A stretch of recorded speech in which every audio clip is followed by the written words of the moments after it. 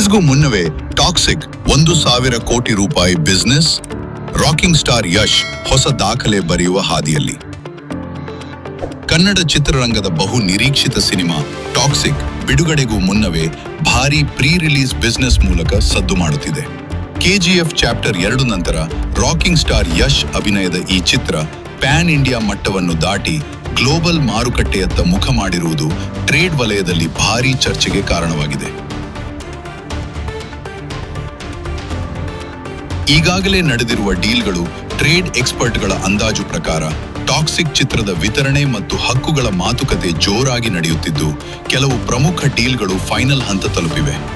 ಆಂಧ್ರ ತೆಲಂಗಾಣ 120 ಕೋಟಿ ರೂಪಾಯಿ ಅಂದಾಜು ಓವರ್ಸೀಸ್ ಹಕ್ಕುಗಳು, 100 ಕೋಟಿ ರೂಪಾಯಿ ಅಂದಾಜು ವಿದೇಶಗಳಲ್ಲಿ PHF ವಿತರಣಾ ಸಂಸ್ಥೆ ಹಕ್ಕುಗಳನ್ನು ಖರೀದಿಸಿರುವ ಮಾಹಿತಿ ಲಭ್ಯವಾಗಿದೆ. ಮುಂದಿನ ಮಾರುಕಟ್ಟೆ ಲೆಕ್ಕಾಚಾರ ಸಿನಿ ಮೂಲಗಳ ಪ್ರಕಾರ ಇನ್ನೂ ಹಲವು ಭಾಷೆಗಳ ಹಕ್ಕುಗಳ ವ್ಯವಹಾರ ನಡೆಯುತ್ತಿದೆ.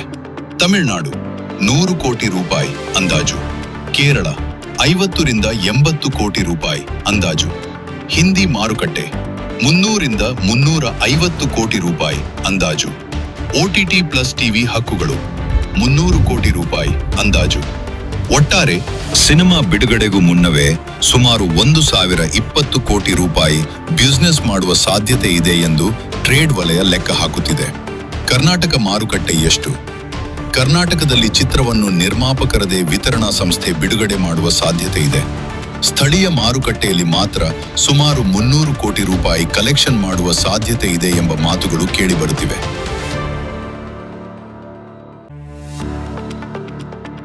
ಇಂಡಸ್ಟ್ರಿಯಲ್ಲಿ ಹೇಗಿದೆ ಟಾಕ್? ಟಾಕ್ಸಿಕ್ ಚಿತ್ರದ ಒಂದೇ ಟೀಸರ್ ವಿಶ್ವದ ಗಮನ ಸೆಳೆದಿದೆ.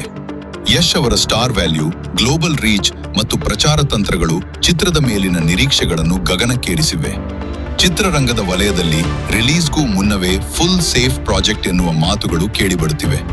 ಈ ಮೇಲಿನ ಅಂಕಿ ಅಂಶಗಳು ಟ್ರೇಡ್ ಎಕ್ಸ್ಪರ್ಟ್ಗಳು ಮತ್ತು ಚಿತ್ರರಂಗದ ಮೂಲಗಳಿಂದ ಲಭ್ಯವಾದ ಅಂದಾಜುಗಳ ಆಧಾರಿತವಾಗಿವೆ.